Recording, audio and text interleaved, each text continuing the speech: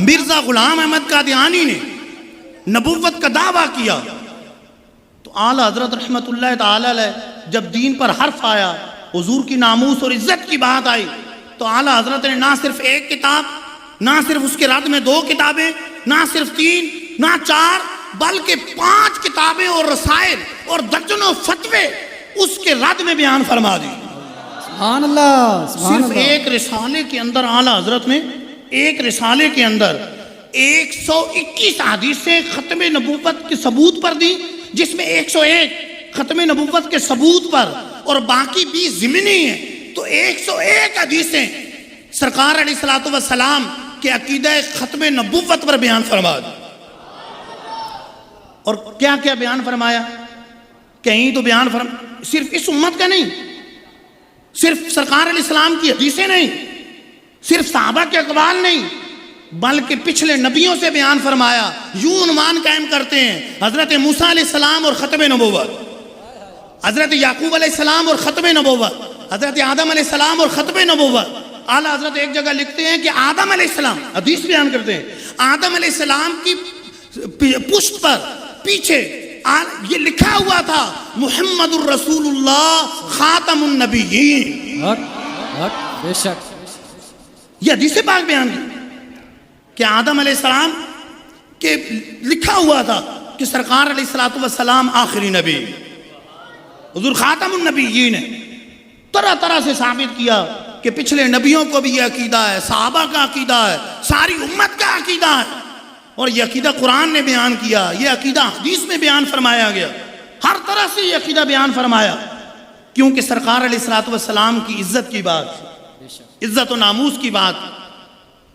अच्छा, यहां तक कि जानवरों से साबित किया, जानवरों से साबित किया। वो बड़ी मशहूर हदीस पाक बयान फरमाई कि सरकार अलैहिस्सलाम की बारगाह में एक दराज गोश हाजिर हुआ, एक गधा एक दराज गोश हाजिर हुआ। कहने लगा कि हुजूर के बारगाह में तो जानवर भी कलाम करते हैं। कहने लगा हुजूर मेरी दादा की नस्ल से 26 दराज गोश थे और मेरे अलावा जो 25 हैं सब पर पिछले नबियों ने सवारी की, सब पर अंबिया ने सवारी की है, और मैं भी आखिरी हूं, और हुजूर आपके बाद भी कोई नबी नहीं, आप भी आखिरी नबी, आपके बाद भी कोई नबी नहीं है। मैं चाहता हूं आप सवारी करें। मैं यहूदी के पास था, मैंने कभी उसे सवारी करने नहीं, मैं उसे गिरा देता था, वो मुझे मारता था, भूखा रखता था, लेकिन हुजूर मैं आपकी मोहब्बत में उसे अपने ऊपर नहीं सवार होने देता। मेरी ख्वाहिश थी मैं भी आखिरी हूं और मेरे ऊपर अल्लाह का आखिरी नबी सवार हो। सरकार ने उसे कबूल फरमाया। उसका नाम यजीद बिन शिहाब था। हुजूर ने उसका नाम याफूर रखा कि तुम्हारा नाम याफूर है। वो इतना मोहब्बत वाला मुतीओ फरमा बरदार था, किसी सहाबी को बुलाना होता था तो हुजूर याफूर को भेजते थे, वो सहाबी की चौखट पे सर रखता था, सहाबी समझ जाते थे कि हुजूर बुला रहे हैं, हुजूर बुला रहे हैं। जब सरकार अलैहिस्सलाम का विसाल हुआ तो उस मोहब्बत वाले ने कुएं में छलांग लगाकर अपनी इस जाहिरी जिंदगी का खात्मा कर लिया। सरकार अलैहिस्सलाम की मोहब्बत में अपनी जान कुर्बान कर दी।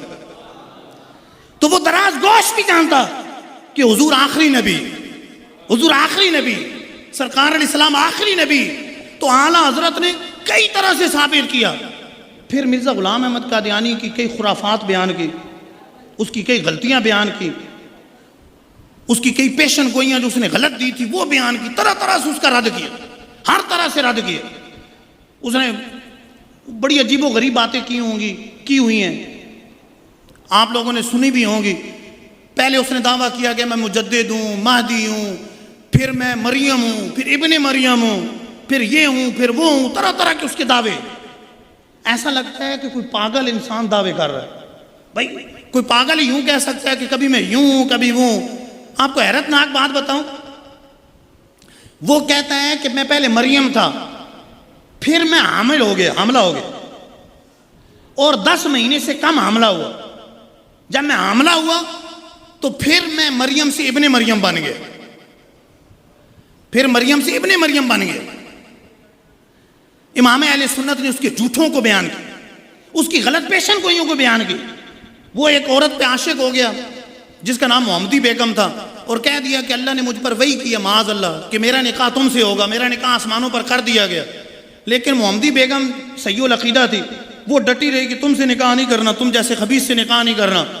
तो वो जब उसे पक्का पता चल गया कि इसके निकाह कहीं और होना है, तो अब कहने लगा कि अगर मेरे अलावा किसी और से निकाह हुआ तो मुझे बता दिया गया है कि 1 साल के अंदर तुम्हारा अब्बा मर जाएगा और 2.5 साल के अंदर तुम्हारा शौहर मर जाएगा।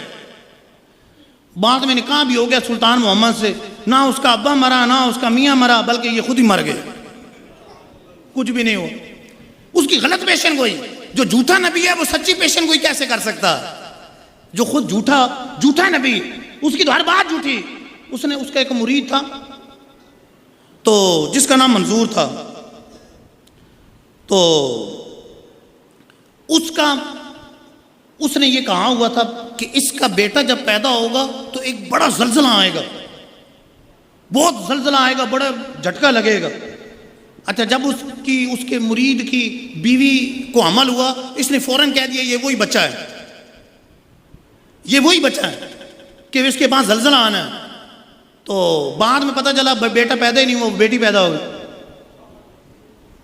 अच्छा, उसके बाद कहा कि नहीं चलो वही समझने में गलती हो गई है, अगला जो होगा वो होगा। तो बाद में उसकी बेगम ही मार गई बेचारे। बेचारा क्या था, वो भी इस तरह इसका मुरीद ही था, खबीस ही था, मतलब उसकी बेगम ही मार गई। तो ये इसकी पेशन गोई का हाल था। हर दूसरी तीसरी पेशन गोई। आला हजरत रहमतुल्लाह तआला अलैह बड़े प्यारे अंदाज से समझाते हैं वाक़या मेराज का बयान करते हुए फतावा रज़विया में कि सरकार अलैहिस्सलाम ने कहा कि मेराज से वापस आए तो बता रहे हैं कि फलां काफिला फलां जगह पहुंचा है, जब सूरज डूबेगा तो काफिला मदीने पहुंच जाएगा, काफिला मक्के पहुंच जाएगा, काफिला मक्के पहुंच जाएगा।